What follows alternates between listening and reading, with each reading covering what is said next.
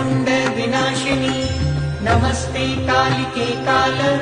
महाभय विनाशिनी शिवे रक्ष जगत्तात्री प्रसीद हर वल्लभे प्रणमामि जगत्तात्रीं जगत्पालनकारिणी जगत्क्षोभकरीं विद्यां